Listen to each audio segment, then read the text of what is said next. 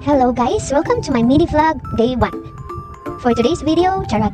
Ito, nagpiprepare po ako para po sa pagtataniman ko po ng gulay. Gulay? Oh, gulay! Patatas po. Yan, transfer ko lang po yung soil. Mix na po yan ng dumi ng manok.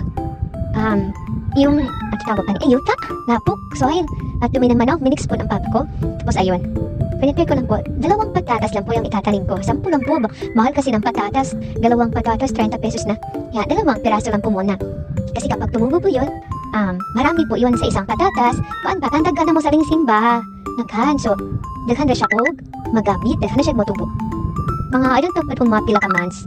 Dahil akong papa. Kung papa is 14 years, ni siya nga trabaho sa LGU, agriculturist. So, ito, gitabangan ko niya, nag-catch up kanang ginasay ko lang mo ang galon para malagyan namin mataniman namin. Nagpa-video ko sa akong pangumangkon tarang videohan ang langit. So kani siya, muna akong tanong nga sibuyas dahonan, spring onions. Ha? Ambot lang, tama ba? Makarong. Basta sibuyas dahonan na pagkabugog man yun Dara, gagmay lang na. So, maninang ba? Mahal ka kayo ang gulay lang sa merkado. Napugoy sa kabuk talong. Dara. Wala na guys.